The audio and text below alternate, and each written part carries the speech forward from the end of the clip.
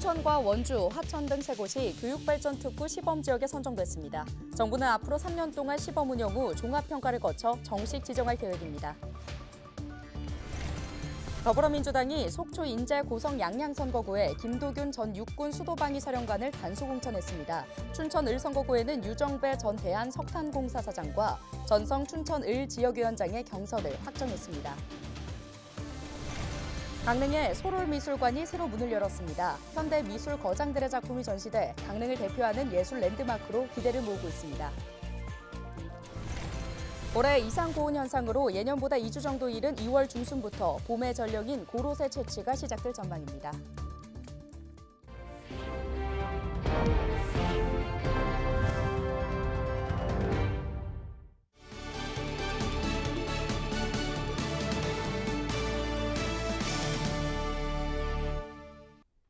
여러분 안녕하십니까? 헬로티비 뉴스입니다. 강릉시 교동에 새로 문을 연 공공미술관, 소롤미술관이 주목받고 있습니다. 세계적인 건축가의 디자인이 반영된 건물에다 유명 미술가의 작품들이 전시됐기 때문인데요.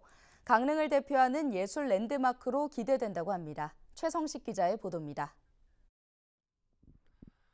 강릉시 교동 언덕에 현대식 백색 건물이 우뚝 서 있습니다.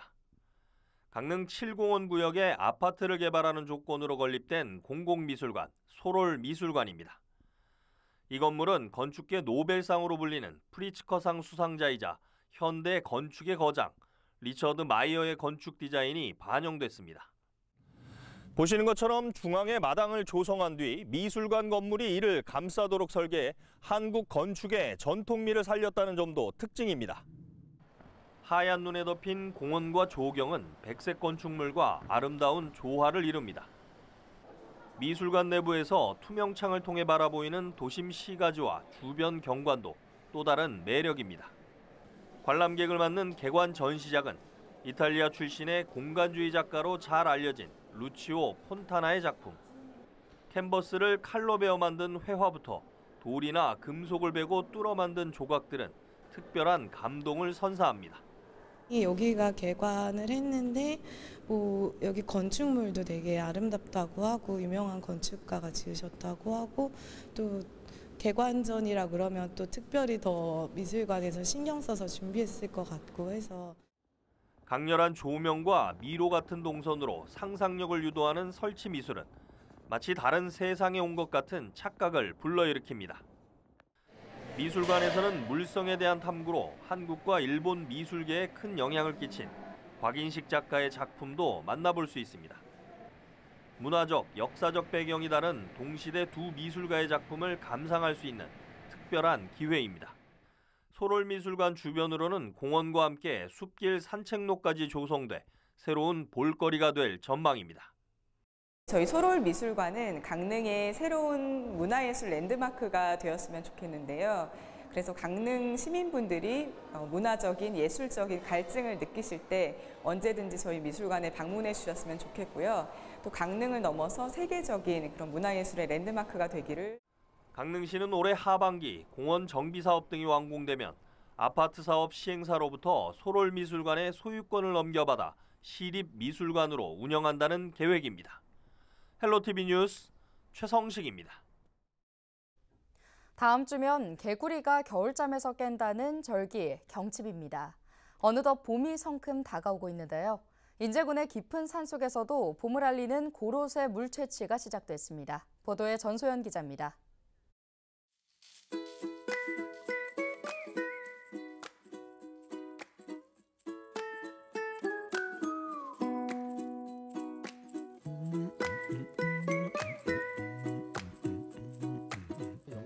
인제군 상수내리 일대 야산입니다.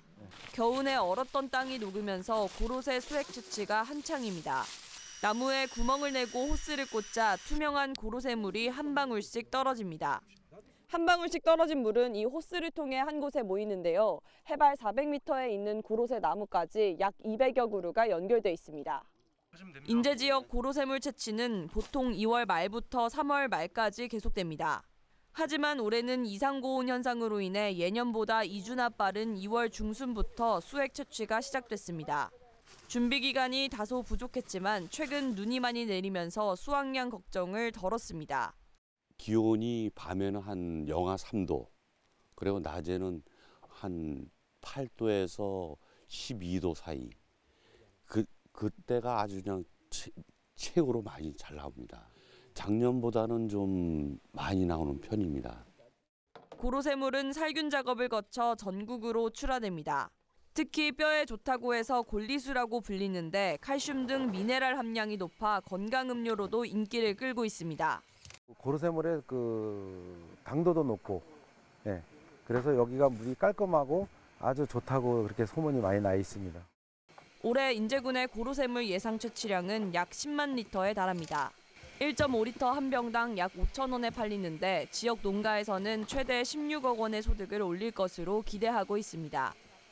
봄의 전령사로 불리는 고로쇠 나무가 농한기 소득이 마땅치 않은 지역 주민들에게 귀한 선물이 되고 있습니다. 헬로티비 뉴스 전소연입니다. 윤석열 정부의 국정과제인 지방시대 구현을 위한 핵심 정책으로 교육발전특구 시범지역이 발표된 가운데 강원특별자치도 내에서는 춘천, 원주, 화천 등 도전했던 3개 지자체가 모두 선정됐습니다. 교육부는 28일 열린 지역이 주도하는 교육개혁을 위한 교육발전특구 시범지역 1차 지정 결과 발표에서 공모에 참여한 전국 40건 가운데 31건, 6개 광역지자체와 43개 기초지자체를 교육발전특구 시범지역으로 지정한다고 밝혔는데요. 교육부는 이들 지자체 가운데 도내 3개 지역을 포함한 19개 지역을 선도지역으로 분류하고 앞으로 3년간 시범 운영 후 종합평가를 거쳐 교육발전특구로 정식 지정할 계획입니다.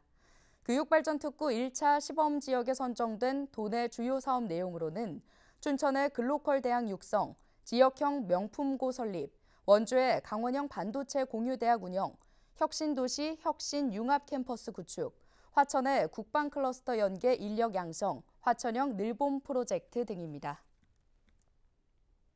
더불어민주당이 28일 속초 인제 고성 양양 선거구에 김도균 전 육군 수도방위 사령관을 단수 공천했습니다. 당초 속초 인제 고성 양양 선거구에는 김도균 전 사령관을 비롯해 박상진 전 국회이사관 등 2명이 도전했으나 민주당 공천관리위원회는 경선 없이 단수 공천하기로 결정했습니다. 또 춘천 을 선거구에는 유정배 전 대한석탄공사 사장과 전성 춘천 을 지역위원장의 2인 경선이 확정됐습니다.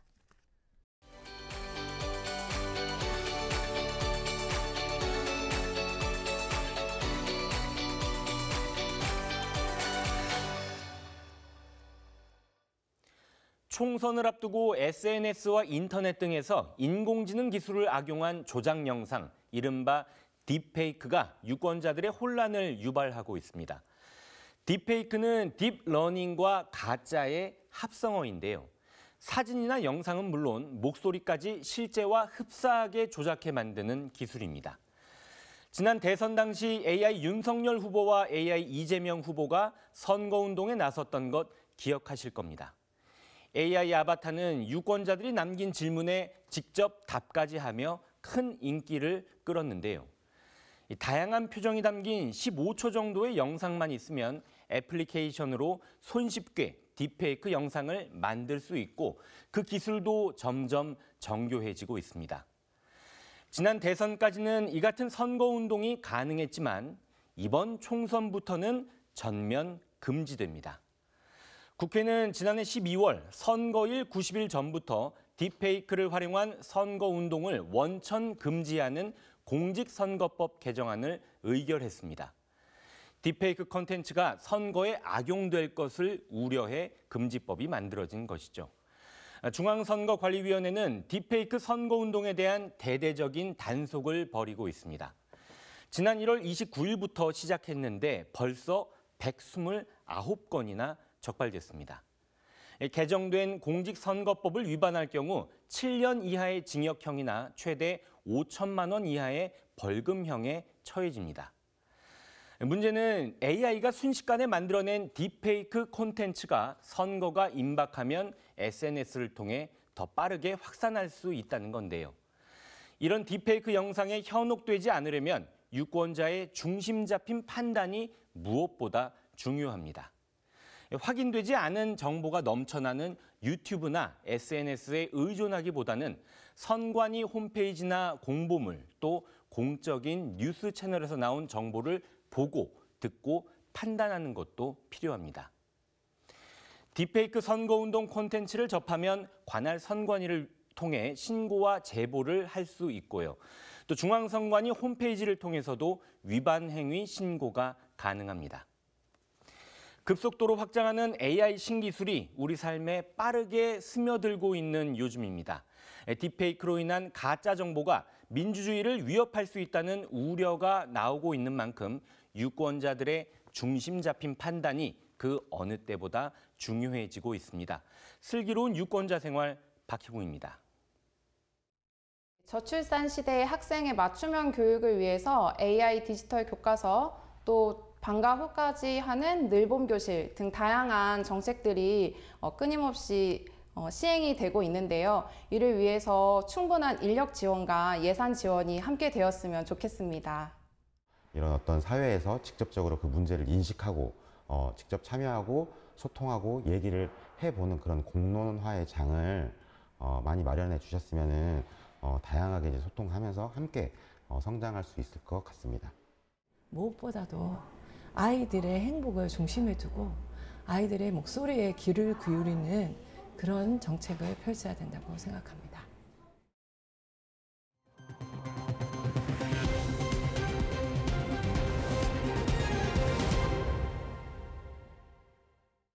(27일) 밤 11시 4분쯤 추천시 신동면 중리의 한 주택에서 불이 나 2시간 만에 진화됐습니다. 이 불로 집주인인 80대 남성 A씨가 숨졌습니다. 소방당국은 화목 보일러에 연통이 과열돼 불이 난 것으로 추정하고 있습니다. 28일 오전 11시 5분쯤 강릉시 주문진 동쪽 38km 해상에서 조업 중이던 선원이 얼굴에 부상을 입는 사고가 발생했습니다. 속초 해양경찰서는 신고를 받고 연안 구조정을 현장에 급파해 환자를 주문진 항으로 옮긴 뒤 인근 병원에 이송했다고 밝혔는데요. 해경은 해당 선원이 그물 작업을 하던 중 부상을 입은 것으로 보고 정확한 사고 경위를 조사하고 있습니다. 28일 오전 5시 50분쯤 동해안에 입항하기 위해 대기 중이던 3,000톤급 선박에 승선하던 도선사 A씨가 물에 빠지는 사고가 발생했습니다. 사고가 발생하자 동해해양경찰서는 경비 함정 등을 현장에 급파해 A씨를 구조했는데요. A씨는 저체온증을 호소해 병원으로 이송됐으나 생명에는 지장이 없는 것으로 확인됐습니다. 정부가 전공의 복귀 기한으로 제시한 29일을 하루 앞두고 김진태 강원특별자치도지사가 의료계 집단행동 중단을 촉구하는 호소문을 발표했습니다. 김 지사는 28일 남은 의료진의 초인적인 노력으로 하루하루를 겨우 버텨내고 있지만 이제 한계에 달했다며 전공의의 의료 현장 복귀를 간곡히 호소한다고 밝혔는데요. 이날 오전 기준 강원도에서 사직서를 제출한 전공의 수는 전체 390명 중 362명입니다. 강원도 시군공무원 노조와 직장협의회가 이춘만 인제군의회 의장의 퇴진을 촉구했습니다. 노조는 28일 성명을 내고 인제군의회 의장이 공무원에 대한 갑질을 일삼고 있다며 즉각 퇴진을 촉구한다고 밝혔는데요. 인제군과 인제군의회는 최근 군의 조직 개편을 놓고 마찰을 빚었습니다. 원주시가 초등 돌봄 사각지대 해소를 위해 지역 아동센터 3곳의 돌봄 시간을 아침 7시부터 저녁 10시까지 연장 운영합니다. 연장 운영하는 지역 아동센터는 단구동 열린지역아동센터와 학성동 성공회 원주 나눔의 집 햇살 지역아동센터, 태장이 평강의 나라 지역아동센터입니다. 연장 돌봄을 이용하는 아동들에게는 돌봄 서비스와 학습 지원, 간식 등이 제공됩니다. 원주시청 공무원 노동조합이 28일 원주시 집행부에 상반기 노사발전협의회 논의 안건을 전달했습니다. 주요 안건으로는 근로자의 날 특별 휴가 부여, 육아시간 2시간 사용 가능 자녀 연령을 5세에서 8세로 확대, 갑질 공무원 대책 등인데요. 특히 갑질 공무원 대책 마련과 본청 점심 대시 폐지는 지난해 하반기 논의 안건으로 지금까지의 추진 사항을 점검할 예정입니다. 뉴스 마치겠습니다. 고맙습니다.